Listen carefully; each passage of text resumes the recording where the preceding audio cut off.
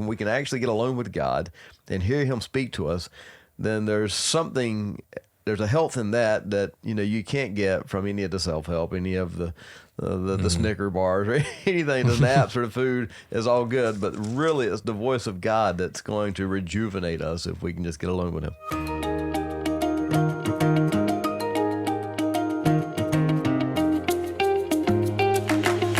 Welcome back, everybody. We are still in 1 Kings. We're going to pick up in chapter 12 with Rehoboam and Jeroboam. So this is right after Solomon, the whole in chapter 11 with Solomon's failure, basically, and then the prophecy that the kingdom was going to be taken from his son.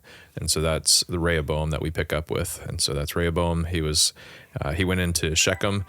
All Israel had come to make him king, and then Jeroboam is raised up basically to kind of come against him. And Jeroboam ends up with the 10 tribes in the north. Rehoboam is left with what is left in the south in Judah. So we'll pick up in chapter 12. Well, I think you just covered it. Yeah. I mean, it's an interesting way that it falls apart because, Solomon had worked the north kind of hard, and everybody's telling Rehoboam, hey, just, take it easy on him. And he's like, nah, we're going to work even harder. And I don't know how he saw that was going to work, but anyway. Well, and it tells us that I think the Lord put this in him. Yeah. The catalyst, right? Well, and that's kind of what we see, and that's how Scripture puts it. And essentially, I think the people are kind of like, well, who's going to be better for us, Rehoboam or Jeroboam? And when it comes to Rehoboam and him seeking out the younger men, and they're saying, well, why don't you tell him that, you thought my father was tough. Yeah. You better not stray from me. My thumb is thicker than his thigh or whatever. The old men were like, no, you need to be a servant to the people instead. And so, of course, he goes with the young men because it sounds better to him. As a leader, he's like, if there's going to be rebellion or anything like that, then yeah, it sounds better that I'm going to just keep everybody in check and I'm going to work you. And so, yeah, they're like, nah, we don't really have a portion in the tribe of David. We're going to just go on our own. In general, nobody talks about the wisdom of youth. Yeah. And there's a reason for that, right? It's not that he can't find a nugget here and there, but in general, that's, the strength of youth, yes, but the wisdom of age. Yeah. And so he makes a bad play here. And so there's some takeaway there for us if we're looking for some in that. Well, and I think what you guys mentioned too, as far as, verse 15, for it was a turn of affairs brought about by the Lord, right, that he might fulfill his word. And that is a common theme throughout all of this, because he's about to raise up Jeroboam, but he's raising up Jeroboam just so that in the end, he's going to take him out and he's going to take him down. And we see that pattern kind of constantly, that he's making these people from nothing. He's taking them from dust and he's raising them up and he's putting them in position.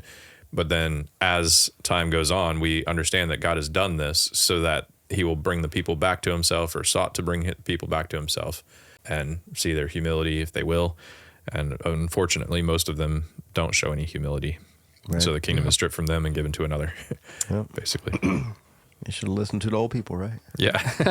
Which is, we're in a unique situation because we're not young enough to be strong or old enough to be wise. Yeah. So we're kind of in at least I don't feel like I'm at either extreme, so I'm going to go with it. All right, Grandpa. Yeah. So maybe I'm wiser than I think. But they also know that as far as Jeroboam, he knows that if he knows of the prophecy and stuff, then he knows that Rehoboam is the rightful king in terms of the line of David, that he is not from the line of David. And other people will probably realize this too. So that obviously plays into and adds into the conflict between the two and why they're fighting. Jeroboam's got a lot to lose, and so he's trying to protect it. We know that as far as the prophecy of God, it's the line of David that we're looking at. Yeah. So, yeah. Well, and I think that plays into Jeroboam's defensiveness, because we're about to, see that he's like, well, I can't have people going to worship near Jerusalem because then they'll turn back. And so he has to set up these 2 golden calves and tell the people, this is your God that has brought you out of the land of Egypt, which is the complete opposite of what God has done. Yeah. So, yeah, I just see his pride is taking a hold of him. He's worried about, the people turning back to God, which is the will of God anyway. So, yeah, he's all up in himself. So he invents these battle lines. It's lines in the sand as far as he can't have people going back because of fear and control. And so that was really the goal. He wanted to maintain control of at least the northern kingdom, and he was afraid that he would lose that control. So he he starts inventing a plan to solve a problem that didn't yet exist or was even reality for that matter. And so I've seen that in church life before, where it's like, there can be a tendency to invent these imaginary lines of separation in order to maintain control. And I could talk about some of the imaginary lines, but just want to be aware that it's not new. This has been going on for a long time.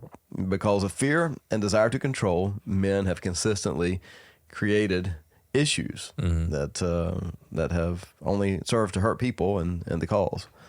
And so, yeah, one of the things that I was taking away from this in verse 28, especially when he took counsel, well, first of all, he's kind of basically doing what is right. He said in his heart in verse 26, but he took counsel and he made 2 golden calves. And when he makes that declaration that these are your gods that brought you up out of Egypt, my mind automatically went to, wait, so not only is this a lie, but man, this is of the worst of the lies, because this is the whole identity of why did God bring them up out of Egypt? It was because he said, I am going to be your God. You're going to be my people. And so he's redeemed them. And the whole idea of the firstborn and how they had to redeem the firstborn and the Passover and all this is kind of playing into this. And so Jeroboam, this is a very wicked thing. And I mean, it's smart when it comes down to it. And you almost think this has got to be demonic in the sense that it's too genius for just some human to kind of come up with it, because he's like, yeah, if we can get them to worship the golden calves and think that is what delivered them, then now they're no longer God's people, if you will. And so as the nation of Israel, they are supposed to be God's people, not just the line of Judah, but all of Israel. And then they were supposed to be the holy priesthood, nation of priests to the world around them. And that's just not going to happen, basically. Right. And so they're denying God, and they're saying, when he set up these calves, he's basically saying these golden calves are responsible for redeeming you. You are now theirs. You serve them, you worship them. And so we can just see, man, this is awful. Which is evidence that there is no real relationship as far as Jeroboam is concerned, at least in my mind, with God, the true God. I mean, how could you do this and truly have a relationship with him or have, a love for him? You couldn't. And so maybe this is what God's doing. He realized the nation had already left him in their hearts. Yeah. And so he's letting that play out visually now. And so it's a new God. It's in a new location, and they've got some new holy dates. And we just undo it's a everything. Perversion of everything that God had already instituted. Yeah. And so we got the dichotomy of the northern kingdom doing what they want, and then the southern kingdom, still being led by God, but some of the kings are not as good as David. Basically, that's what we get. But God is still gracious and merciful to them. And so we see the southern kingdom kind of doing what's right, and then the northern kingdom doing the opposite of what is right in the eyes of the Lord. Yeah, you're right. Even the feast that he set up, I was trying to figure out, does that directly correlate to the feast that God had established in the law? And the closest one is probably the Feast of the Tabernacle or the Tents. And so, where they were reminding themselves that God was, not only did he deliver them out of Egypt, with the Passover and everything like that, but now they are leaning on them for dependence on God. And they're understanding that when they've come into the land and they're having this harvest and stuff towards the end of the year, then they're saying, okay, well, now we know this is God. He's brought us through Egypt. He's brought us through the wilderness. He's brought us into the promised land. And again, it just kind of goes back to the whole, what are we relying on? Yeah. So, well, his God was obviously the kingdom of Israel. That's what he was protecting. That's what he cared about. I mean, all of this was just to encapsulate his power. When he says that, he decided in his own heart, I can't help but think that this pattern of the kings is also the same pattern that we had in Judges as well. Just the whole idea of everyone did what was right in their own eyes. This is what our default is. Yeah. So we come to chapter 13 after this heinous, wickedness that comes. Then Jeroboam is confronted by this unnamed man of God, and he's making a prophecy. And he's like, hey, the kingdom is going to be taken from you. You were nothing, and you're going to remain nothing. All your people are going to be nothing, and there's going to be somebody that's going to replace you, Josiah by name.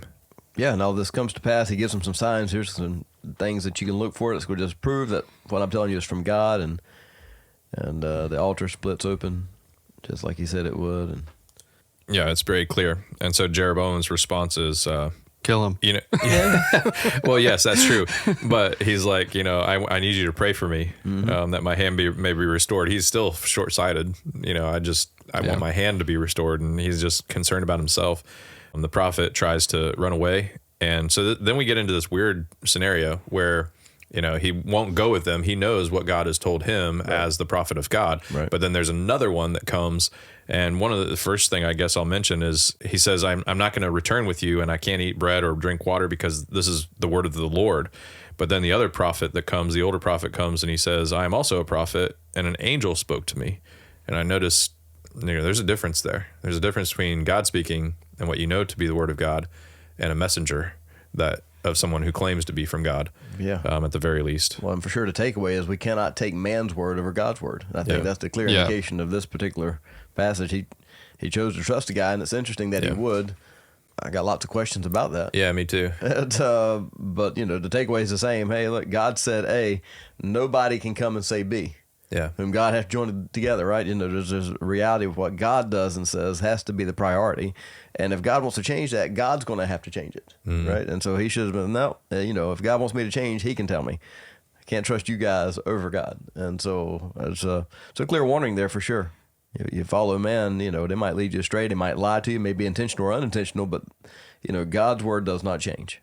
Definitely, I've got a lot of questions within this too, just because of the way that it plays out and the fact that the older prophet mourns, and so he not only lies to him, and at first we feel like he's deceiving him basically to try to win over the king, perhaps, or gain favor. I'm not really sure, but it seems like he intentionally lies. But then later on, when it says that he's sad and he mourns and buries him and stuff, then it seems like there's some care towards the younger prophet. But what was the goal, though? What was his end game? That's what I'm not sure of. Yeah, that's one of the questions. So strange. But here's what we know from the story, that God is obviously displeased with this. The prophet turns back. He goes, he eats, and so a lion kills him. Yeah. And then it's just kind of strange. Stands in the road, basically protects the carcass, doesn't harm the donkey that's also still standing there. Those two just hanging out, talking about the whole thing. Yeah. And it's a weird Shrek scenario. It is a strange turn of events. And also, to some degree, I'm like, shouldn't the prophet that lied in the name of the Lord bear the greater burden here? Yeah,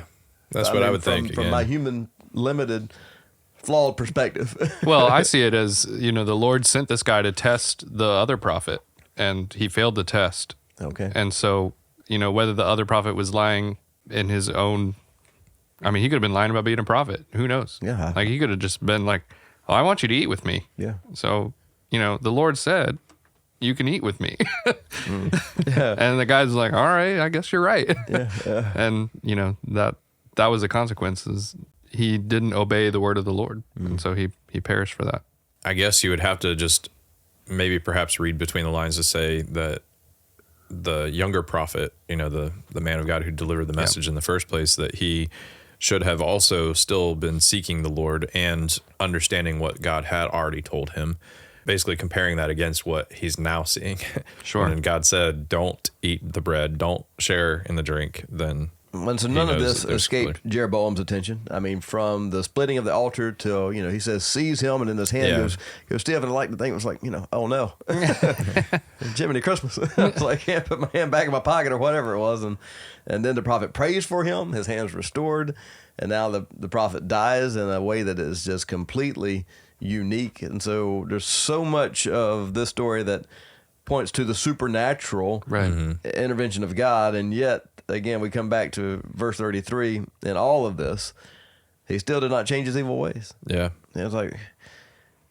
Yeah, I think ultimately with the supernatural, not only is God working, but it also shows just the fact that he is working towards what end God wants. And so God has raised up Jeroboam, but he's also orchestrating things to the fact that he knows that he is not going to keep Jeroboam. Jeroboam is not the chosen, king to come and all type of stuff. So Jeroboam, in a sense, is really there for a purpose. Yeah, but we continue to hope, like that, but we continue to hope for the human condition, though, right? Yeah. We read the story, it's like, man, why wouldn't you acknowledge at this point, man, I'm messing up, I need to change something? And some have, in the past, we can go through some of the other people and like, okay, well, they figured it out. They saw something. God got their attention, even all the way down to the New Testament and the Apostle Paul, right? Mm-hmm. But not this one. And so, obviously God is sovereign and it's supposed to be what it is, but I think there's still things that we can look at and say, we don't want to be like this. It seems to me that some people you just can't reach. what we have here is a failure to communicate. No, God communicated very plain. Now, what we have here is a failure to understand, really. May I understand? Yeah. Humble yourself. Mm-hmm.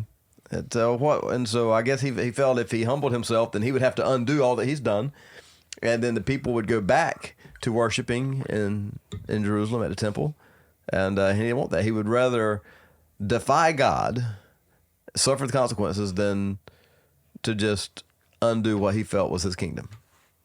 And so anybody that really wanted a job of priest, they could just come apply. Oh man, it's wild. I was like, I'm still surprised that God allowed this guy to keep breathing. Doesn't for very long though. No. I mean, at least not as Scripture. No. He says he keeps going. Take everybody completely off the face of the earth that belongs to Jeroboam. Yeah. Is this where Jezebel comes in first time? Well, so Jeroboam's son gets sick, so there's some stuff with that. And she disguises herself. Apparently, the prophet's old and can't see. And, but he still knows. Yeah, because God is with him. And yeah. That would be fun, right? And so the son dies, and here's a unique passage as far as all of Jeroboam's house. This is the only person that's going to get an actual burial. Yeah. We see it all the way down to verse 13 of chapter 14. And he's the only one to whom the Lord God of Israel found anything good. And so here's the interesting perspective, because God found something good in him, God killed him. I was like, not all death is bad. And we take it from the perspective of life. We cling to life so strongly that we can't see the value in death sometimes. And but God can, because he knows what's on the other side. He knows what's waiting.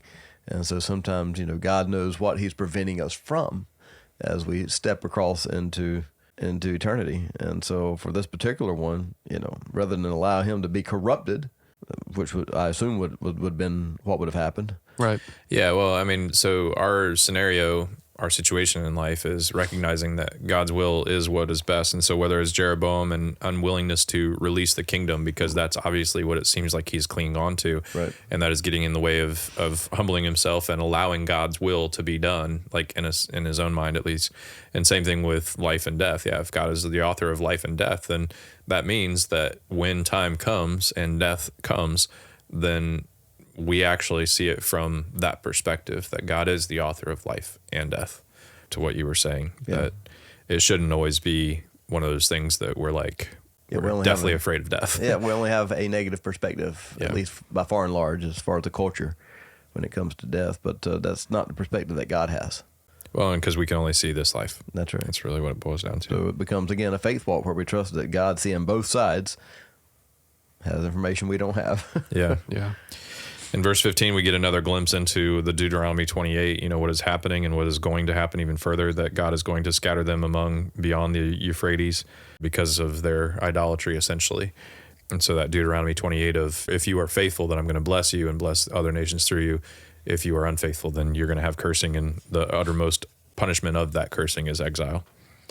And so we know that that's kind of where it's headed as far as prophetically. Yeah. I mean, really, that's what this whole book is about. Yeah, it's leading. How'd they get into exile? Yeah, right. Because Solomon, things were going well with Solomon until they weren't. And so we have the death of Jeroboam, and then it goes back to Rehoboam in the south. Rehoboam, it jumps to him. He's in Judah.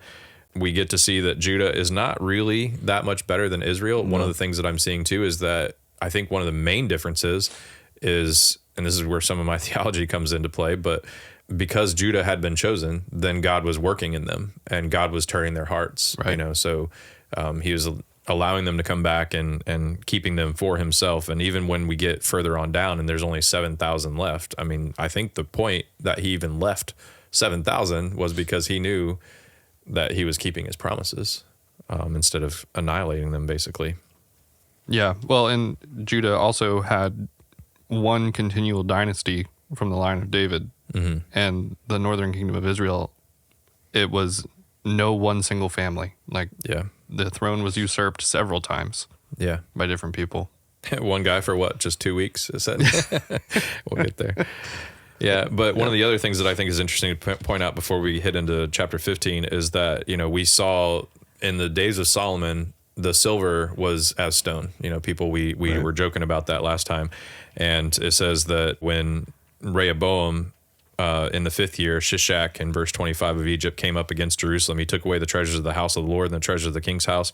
He took away everything. And so basically, including the shields that were made of gold, now Rehoboam had to make them out of bronze. And so we skipped past the whole silver thing. Yeah. We went from gold to bypass silver into bronze, and now that's all you got. Like, It's we like- can just get back to the silver standard, right? Yeah. We're like, man, this is falling. This is falling fast because this is just one generation. Rehoboam dies at the end of chapter 14, and we go into Abijam. He reigned for 3 years in Jerusalem, so it's in Judah in the south. But he was a bad king. He was not wholly true to the Lord his God as the heart of his father David was. But in verse 4, nevertheless, for David's sake, the Lord his God gave him a lamp in Jerusalem. So we're seeing the faithfulness of God, and that seems to be the difference between Judah and Israel in the north. Then later on in chapter 15, we pick up with Asa, and we finally get a glimmer of hope. Yep. I don't know if this is specifically the lamp in Jerusalem that he was referring to. Well, Asa the is a good NET king. translates lamp as dynasty. So Okay. it's basically saying that you're going to have a lineage. So this is the first of the good kings, Yeah. and that we use that word loosely. Right. Yeah. Yeah. It's there's a lot of good, but it's not consistently good, and so Yeah. it is unfortunate. And we're not going to find that even in Hezekiah, which is also going to be one of the greater kings. There's still some weaknesses in there. So even with the good kings, and honestly, if we want to be honest, David had it David, too. yeah. So I think that's telling of all of us, even the ones of us who are trying to pursue God and serve God. There's going to be chinks in our armor. There's going to be some weaknesses in us. And what we take from Asa is like, man, we don't want that to be the conclusion of our story. And over and over again, we're going to see that in the Kings. And it's like, man, it just, I don't know what happens. People get toward the end of life and maybe kick it into neutral, and things decline spiritually. But that cannot be our story for sure. We want to fight against that. Yeah, all throughout this, we can see various different ways that what has grabbed a hold of these kings' hearts or the heart of Israel and stuff, and we can see how that relates to our lives and what that means. There's definitely a lot to learn within this. Yeah. Well, the main point is that no king is able to save. And so, as good as their reign may be, Israel's heart is not completed because it has to come through someone better. Yeah. And so That's right. that's what we're getting at too. Ultimately, Kings tells of the downfall of the kings of Israel and Judah, but it also points us to the fact that they are not the savior. Yeah. Well, and even Solomon at the summit of their national life prayed that when they sin and they go to other nations and and they pray Yeah. this direction, hear them prayer. Even it wasn't an if, it was a when. Right. I was like, okay, this thing's destined now. There's some prophecy going on. It's the Kings and Chronicles is just a story of how they spiral the drain. Yeah. And Yeah. eventually it just tightens up and there you go. As we move through, it goes back and forth again, mostly in Israel at this point before it goes back to Judah. But there's several kings there, and basically the summary is every king in northern and Israel is bad. There's not really any that are redeemed or have redeeming values in them that we can see. And in fact, it even goes to the point where it says each one was worse than the one before, the way the Bible describes it. One of the things that's repeated in chapter 15, verse 29, according to the word of the Lord that he spoke by a servant. And this is constant repetition that this is according to the word of the Lord. God will give words to people and prophesy, and then things come to pass. And this is just God working his hand through the history of Israel and Judah, for that matter, to bring about, ultimately what we've been talking about. When we get into chapter 16, towards the middle, in verse 21, I'm seeing there's division within the divided kingdom. Like, it's not enough that the kingdom is divided. Now, Omri, when he reigns, he's like, now we got to divide it up even further. And so there's even division within. The people of Israel were divided into two parts. Half followed the Tibni and to make him king, and then half followed Omri. And eventually Omri won out. Where are you at right now? You in 16? This is in 1621. Okay. We just skipped over a bunch of stuff. I mean, we can go back. No, I'm it's just, fine. Just a bunch of killing. yeah, it's Yeah. That's people just- taking over and yeah. usurping. And Baasha killed and then executed the entire family of Jeroboam, which God had prophesied. So it's yeah, interesting, that this is how it's happening. Everybody got wiped out. Just to point that, God said it was going to happen. It happened. And then Zimri became king, and so he cut off all of Baasha's entire family. So he killed all of them. So it's a complete debauchery that the nation had become. Well, and it's true to the point that once you remove God from the throne, then what do you follow? As far as morality, what code do you follow? There is no code. It's whatever works. It's every man doing that which is right in his own eyes, which we get to invent ourselves, right? Yeah. Whatever is right for me is right. And so this is, again, comes back to where we are in current times. It's, we get our own truth and our own reality and And I would even add with that, it's not even just, okay, so I'm deciding for myself what is right and what is wrong, but now I'm also the judge of all of that. And so, for myself, but also for you guys. And so when you're acting a certain way or saying something's good, then I can then determine for myself, okay, well, yeah, you're right, or no, you're not, and I'm morally superior than you because I've got a better handle on this, or I've got a better understanding, or whatever it might be. Yeah, based on self-appointed views, right? Yeah. Right. And so basically that's the reality of us becoming our own God. Yeah. And which is really the only other option. If it's not the true God, then it's us. Sorry. And so that was a side split off of where you were. So you're back to 16 and Omri, and that's the beginning of a bad lineage. We'll hear that again, Omri and Ahab and those all. Yeah. He sets up Samaria. This is where we're starting to see Samaria. And of course, we remember, Samaria goes all the way into the New Testament with Jesus and how they worship and where they're supposed to worship and all that. And so Samaria is basically becomes the capital of the northern kingdom, as opposed to, so the counterpart to Jerusalem in the south and Judah. Omri did more evil than all who were before him. Then Ahab, son of Omri, did more evil than all who were before him. So like, I'll see your evil and raise you one. I like it that it says, and as if that wasn't bad enough, he married Jezebel. Well, she must have been something else, hadn't she? That had to be.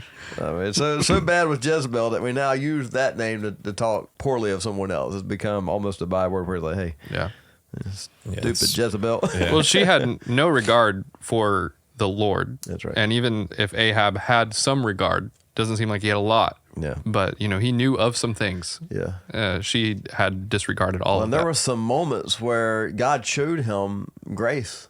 Mm-hmm. I mean, you'll see it later on in his life. So there was some, Ahab had some awareness for sure. Yeah. But you're right. He aligned himself with almost Satan. And because of that, he continued to do worse than all those before him. Right. Well, without her, there might have been some hope, right? Possibly. We'll go on with that. Yeah. So this is where we end up finding Elijah. Yeah. He had his work cut out for him. Yeah, he shows up in the reign of Ahab. I think it's because we've had so much, if you're reading this, and especially if you're an Israelite back in the day and you're reading this and you're like, man, where's the hope?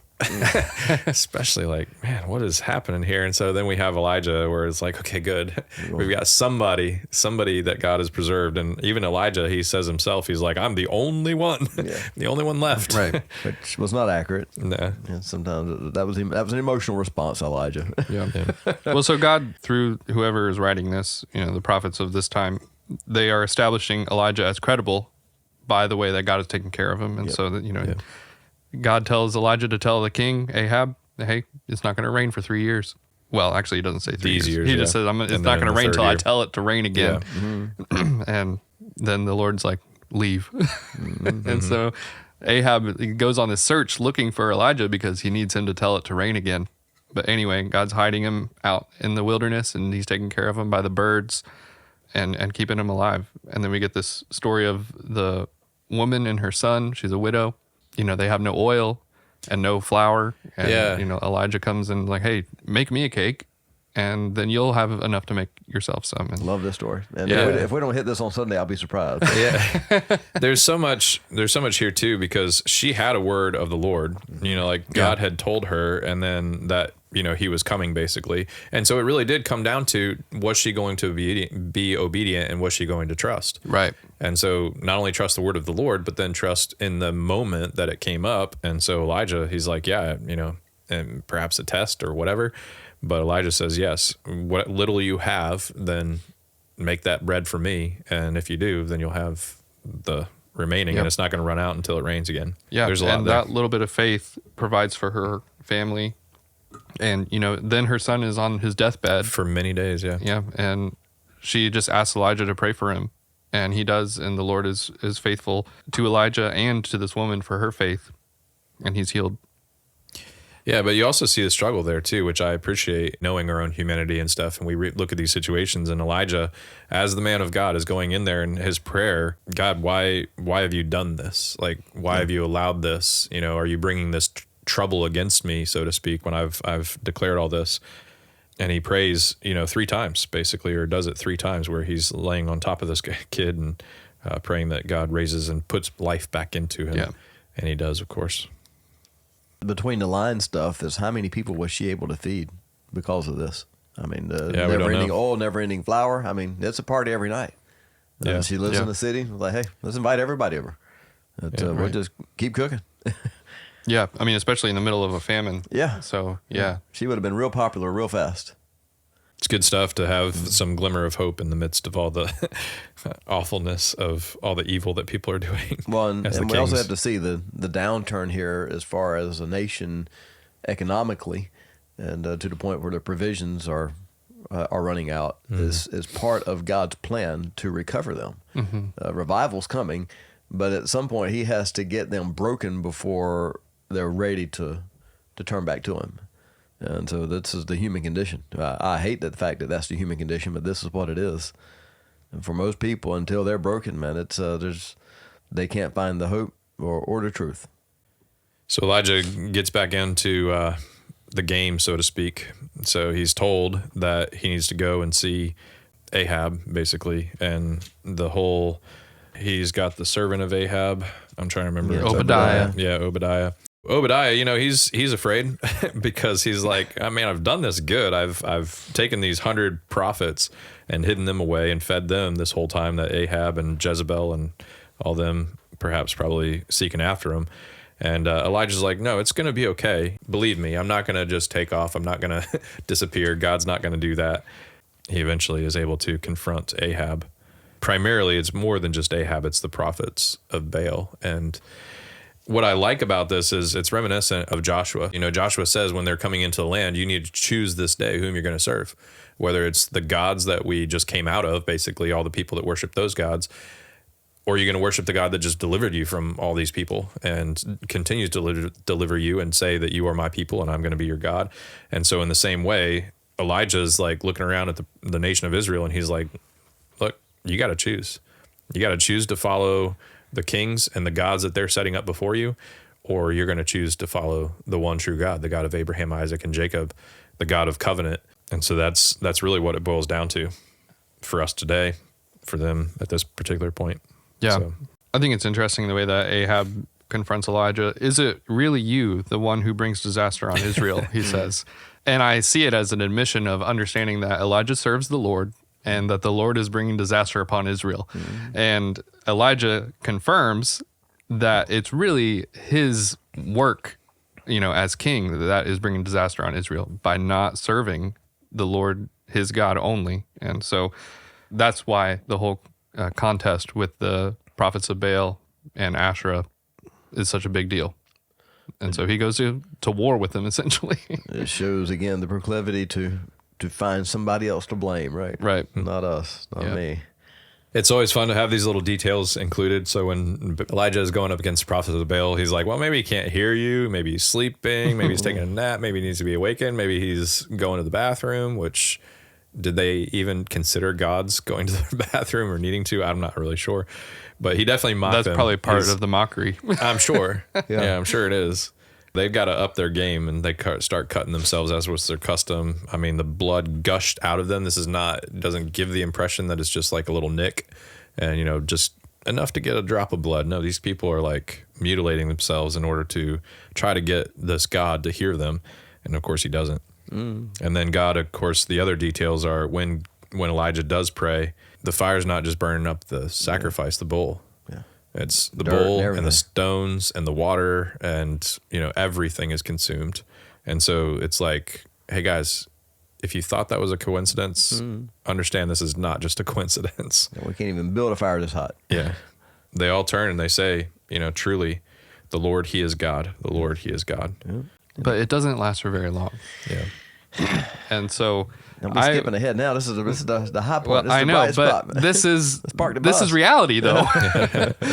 We get off the stage after like a really killer worship set, and I'm like, this, we were feeling it in there, and like the Lord was moving. And then Monday hits, and I'm like, do you not remember what we just sang about? To myself. Yeah, right. Yeah. We get to have those high moments where God is really showing off, and we sense the presence of the Lord, and people's hearts are turning. And then Monday hits, and we're all back doing our normal thing like nothing ever happened. And that's essentially the way that I see Elijah in this story. Or even worse. I mean, it's a complete downturn from here. He's got to run for his life.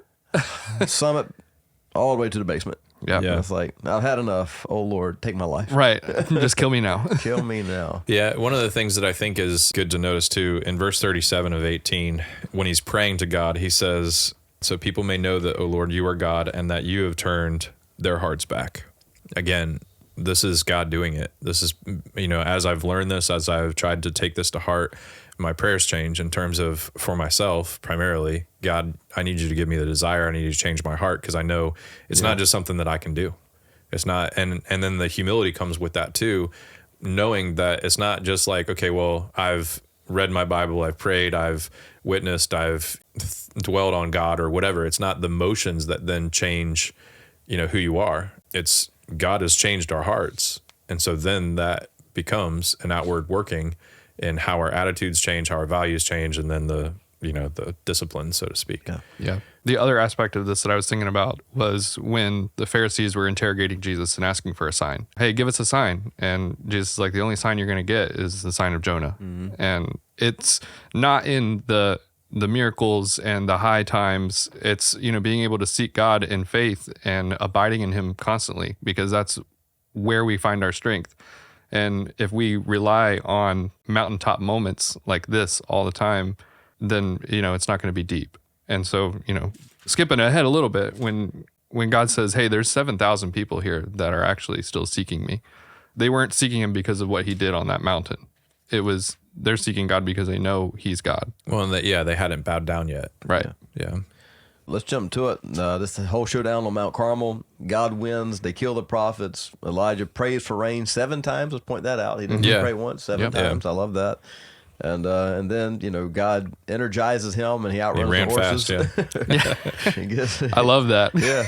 They ran ahead of Ahab all the way to Jezreel. And there, he kind of runs into a wall. Yeah. Emotionally, for sure. That Jezebel was like, look, if you're not dead by this time tomorrow, then something went bad wrong in my plan. Yeah. Basically is what she's saying. And so he was afraid. He got up. He fled for his life, went a day's journey into the wilderness, and sat down, and it's like, God, I've had enough. Kill me now.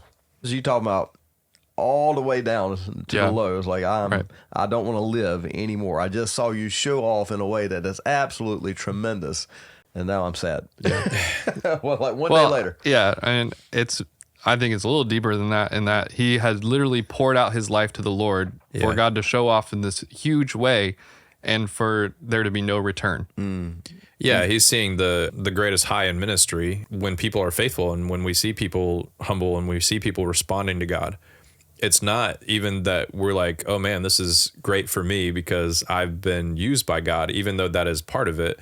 But you're seeing that God has been faithful, that God has been faithful to himself to work in people's lives. And that is the greatest joy in ministry. And just, I would say, even just for Christian, living in general. But then the flip side of that is also true, that it is the lowest low when there's pouring in and pouring in and pouring in and pouring in.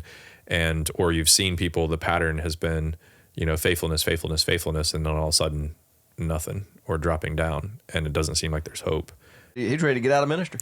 Yeah, he's like, God, just, I mean, I've had a glimpse of heaven, just take me there. He's writing his resume right now. It's just like, I got to do something else. I'm going to sell insurance. I don't know. But, why is it always insurance? I don't know why it's always insurance. It's kind of similar to what we do, I guess. Maybe. But, and so the angel comes, he gets some rest, he gets some food. He's not himself when he's hungry. Yeah.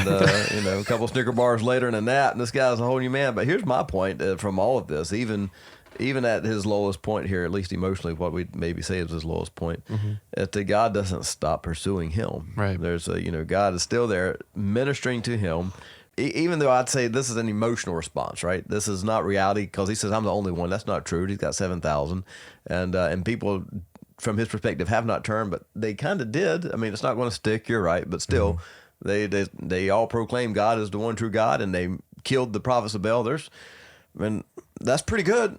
I mean, as far as where we've been in the life of the nation of the Northern Kingdom so far, that's some pretty good stuff. The needle has moved. Yeah. So this is some emotional response. Some of it's based on fear, some of it's based on him being tired, some of it's based on not enough movement from the people, but all the same, God is going to come to him in all these ways and then speak to him, the still small voice that he's going to find here. And that's going to be the rejuvenating aspect of it from my perspective as I'm reading this. Like, when we can actually get alone with God and hear him speak to us, then there's a health in that you can't get from any of the self-help, any of the Snicker bars or anything. The naps or the food is all good, but really it's the voice of God that's going to rejuvenate us if we can just get alone with him. Yeah. I wrote in the margin, my grace is sufficient. Just that's the promise that God has given to us, is that his grace is sufficient to help us in the time of need. And God is helping him out. And we see that his grace is sufficient because when he says, arise and eat, the journey is too great for you. Yeah. Elijah can't do this. There's no way that he's doing it on his own. He's got to have some outside help. So the rest of 19, we see, the Lord coming to him in the strong wind that is tearing apart the mountain, essentially the earthquake, the fire. But then in the whisper, that's where he finds the voice of God.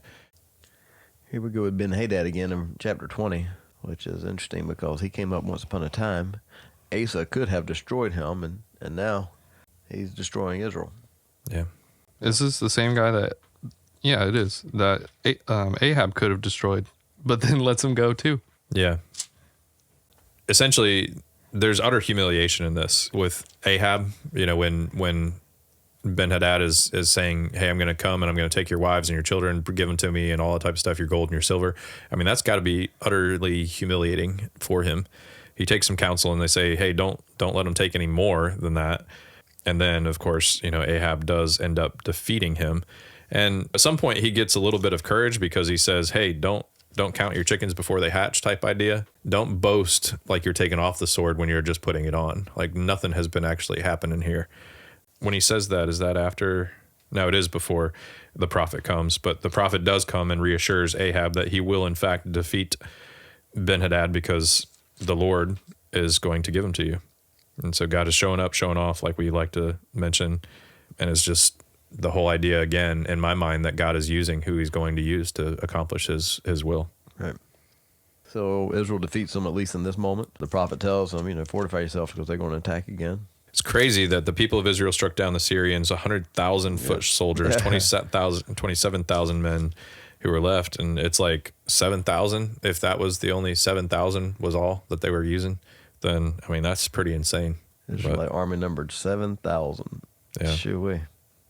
Does anybody think that's cool because God was saying that he had 7,000 left that still followed him? I was wondering if it was the same people. Like the 7,000 that didn't bow the knee, so to speak, are the same 7,000 that are going to fight. It's still weird that he let them go. I mean, and even the advice that Ben-Hadad was given, he was like, hey, these kings of Israel are kind of weak. They don't mind showing grace. So maybe you'll earn some favor if you just ask that you be spared. Yeah, but he should not have done that according to the prophet. Yeah. In verse 35, which is an interesting way to tell a story. I don't know if this really happened or if he's saying it like it was a story, which is kind of hard for me to understand because he says, one of the members of the prophetic guild told his companion, wound me. Yeah. And he said no. And he was like, well, since you won't wound me, you're going to die by a lion. There comes that lion again. Yeah, I know. Is this a story or is he saying this to his actual friend? Well, then he asked another man to wound him, and so the man wounded him severely. Yeah. The prophet then went and stood by the road waiting for the king. So this is the prophet wounded, waiting for the king? Yeah. Right. And he had a bandage on his head. Right. Yeah. Which would have covered his prophet mark, apparently. I didn't know there was a thing, but I read that. Yeah, okay. Yeah. And so, that's why it was covering his eyes or his face. It ends up being that he's the king is left pretty ticked off. Ahab is pretty ticked off, and he's sullen, as the ESV puts it. And he came into Samaria because, he understands that the prophecy is against him, since he let Ben-Hadad go, and he was destined for destruction, and he was supposed to destroy him. Again, the same prophecy goes, therefore your life shall be for his life and your people for his people. And so the kingdom's going to be stripped from you and your people. Yeah. And so we see at the end of chapter 20, Ahab is vexed and sullen again, as the ESV puts it. And then in verse 4, it's funny too, because, with Naboth's vineyard, then it uses the same words. He's still vexed. Bitter, he's frustrated, and angry about it. But here comes Jezebel again. She's like, I'll get it for you. Don't worry, honey. Yeah, I'll just kill him. In that evil spirit way. Yeah, so it's interesting that she, has no regard for God, but uses his laws against his own people. So, gets Naboth stoned by blaspheming God, or saying that he blasphemed God. Yeah. And the king. No doubt that we can see the wickedness within all of it. Yeah. People abusing power. There's murder. There's using God's name for ill-gotten gain. All of that. And so then comes Elijah, And he prophesies that Ahab will die the same way that Naboth died. Yep. Yeah. You would think that at some point these people would be learning from each other. If you hear anything from one another, then you're like, hey, you know what? That guy ended up being slaughtered, or he wasn't buried. All his people weren't buried. The dogs ate him. The birds ate him. You would think at some point they learn. And yet we stand here and we're probably asking ourselves the same question. Like, aren't we reading the same stories, and can't we learn? Chapter 22, we've got the king's meeting, northern and southern kingdom. Yeah. And Jehoshaphat says, hey, let's get a word from the Lord on this thing. Yeah, and I love that the king of Judah is seeking God's guidance, and I think that's one of the big differences here. Yeah. And he's also seeking to be unified. Like, he's understanding that the kingdom should be unified. It's not like it's bad that they're separate and that they're divided and there's civil war even. Micaiah, he's not going to stand in allegiance with the other false prophets. So, for the rest of this time, as we in 22 and into the book of Kings, it's really interesting that we get some of the supernatural insight. What's the deal with that? What's the deal with the lying spirit that comes and God's like, yeah, go. You'll be successful. Yeah. Well, go ahead. Oh, so I was seeing it as Ahab pulled out his best prophets. And so his best prophets probably weren't prophets from the Lord anyway. He's just grabbing all the people that he could find. They're all going to go and basically grant the king his wish by saying, yes, go to war, you'll win. Micaiah, he, on the other hand, is seeking the Lord. And he even told, Zedekiah, hey, I just will say what the Lord tells me to say when I get there. I can't make any promises to you right now. And so, he comes in and basically tells him the exact opposite of what the other prophets had said. And then tells this really interesting story about how, hey, the Lord showed me in his courtroom, there's going to be someone that comes across and says, or that God's looking for someone that's going to deceive, and someone volunteers to deceive, and then they deceived all of these other prophets. What is it, 400 of them? I can't remember if it tells I don't even remember if there's, yep. Basically, he's like, put me in prison. If I live, then the word of the Lord did not come true. Yeah. And so, he basically says, we'll see. Yeah, you got to trust. I don't know what Jehoshaphat was thinking in all of this at the same time, because I don't know if he trusted Ahab's other prophets to begin with, but it seems like he didn't, right? And he's like, do we not have a prophet of the Lord? Yeah, that's what I'm kind of wondering too. I got one, but man, I don't like that he's guy. Always prophesying against me. It's like he's got something against me, or maybe God's got something against me. We don't need none of that vibe over here. Yeah.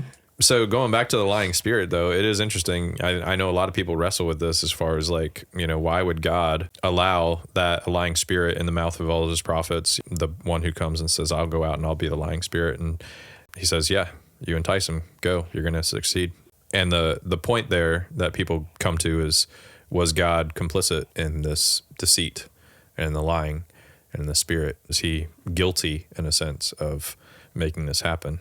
What's your thoughts? Got no thoughts. Josh says no. Yeah. Well, so the truth came through Micaiah, right. And it was very obvious that it was the truth because it went against everything else. And so the truth was told, right? But what about God being the one who said, yes, go and be a lying spirit to them? Yeah, God also raised up Pharaoh to harden his heart and make it worse for Israel. Yeah. And so God raised up Ahab to be the worst king that Israel has ever had. Yeah. And Jesus is a stone they stumble over. Right. Yeah. Or to some. I think more than anything, it shows in my mind, yes, God is sovereign over all things, and he is sovereign over all things. Right. So I think Isaiah says that that evil comes from the Lord, essentially. Like he's in control of what is evil and what is not. Yeah. And that's hard to wrestle with, but it's not that God is the author of evil, but it's that he uses it. We trust in James, when it says that God does not tempt anyone. Right. And that's hard for us to wrestle too, because not only is the word used the same as far as trial and temptation, so we kind of have to go to the effects of it and also the motivation behind it. And so God's motivation in things is, well, number one, for his own glory, but we also trust in the fact that he is always just and always holy. And so his ways are not our own. And so, yes, there is a peace and truth to the fact that we will not understand. We will not understand what God is doing and how he is doing it and whether he's right or whether he's wrong, from our perspective. But just understanding that God is Lord over it all, and he's effective in what he is doing. And we can see a clear line between how he operates with humanity and how he operates with his children. Yeah. As we get into the New Testament, and things do change and to a great regard. And we can see it even here to some degree, how he deals with Israel and how he deals with Judah, right? They're not the same. For God to use people to conduct business that we would say is somewhat nefarious is no necessarily new thing, but it's always for the good of his chosen. And so he's working all things together. So that's kind of the underlying part of that sometimes we can lose in the weeds. Is like, why would God want this lie to be out there? He knew what they were going to do. Yeah. But to his true servant, he told the truth. Yeah. I think it ultimately boils down to the fact that we have this decision, if you will, that we can stand above God, or we can understand that we are below God. And, God is sovereign over us. God is in control. God is superior. God is holy. And, especially in that idea that he is completely other. And so if we're holding ourselves above him, then you're never going to be able to then concede. You're always going to have God in the guilty section. Well, and I think if we understand Kings as a prophetic work, which would have been the typical view from early Jewish people, they would have looked at Samuel and Kings as prophetic works.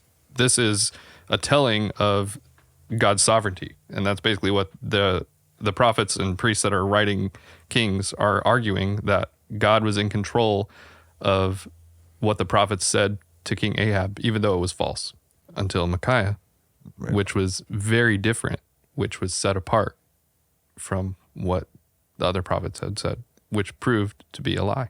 And after that, we see the sovereignty of God just in the fact that, the plans of Ahab, he was like, oh, I'll just disguise myself. And Jehoshaphat, you wear all the royal robes. They'll think that you're the king. Why he went along with that, I don't know. But at the same time, they realized, hey, we're not going to fight against the little and the small or great. They go against Jehoshaphat. And then, Jehoshaphat obviously lives, but the archer's bow finds Ahab. And so he dies. And we see that this is, again, not so coincidental, because it just so happened that arrow that was flung kind of randomly made its way to the one spot in his armor where there's weakness. Right. So Jehoshaphat did some good stuff. He removed. Is that what it says? No. He removed from the land male cult prostitutes. Yet the high places were not taken away. Yet. And that was similar to Asa, right? Right. Just like his father. And that's kind of where, to a large extent, where we end in Kings. They're understanding that there is even though the good ones may be few and far between, there's still nothing compared to, like, they leave them lacking, basically. Like they're still wanting something and looking for, this king that will have the unified nation, the king that will be among the lineage of David, all of it, basically. So here's my question in all of this, last chapter. Should Jehoshaphat have been at peace with Ahab? Well, I think seeking peace was justified and was good, but being at peace, that's another story, I guess. I can't remember if it was in this one That's or if splitting it's hairs right there, Michael. if it's Second Chronicles, but one of them basically says he shouldn't have done that. I feel the same way. I mean, it's you see the direction that nation is going to be at peace is almost to condone what has happened. I mean, they've taken everything from the true God and demoralized it. It's Right. created their own worship system and priests and holy days. Right. Like at some point, like, no, I think based on the Old Testament legal system, you kill people who do that. Yeah. Yeah. Right. So Right. I think this peace thing was not a good thing. And to be at true peace would have taken major reform. Reform. That's right. And Yeah. And so what we've got is compromise. right. Yeah. There was no reform. So there's some takeaway right there for the listeners. And there's where you split the hairs. So yeah, you put that in your pipe and smoke it. All right. Yep. And that'll just about do it for First Kings. Not to say that there's not any stones unturned. We left a lot of stones unturned, and so you guys can turn them in your quiet time or in your commentaries or in your small groups. And so we're hopeful that you're still watching, that you're still reading, that you're still studying, and that you're still growing. Yeah. Amen. Shalom.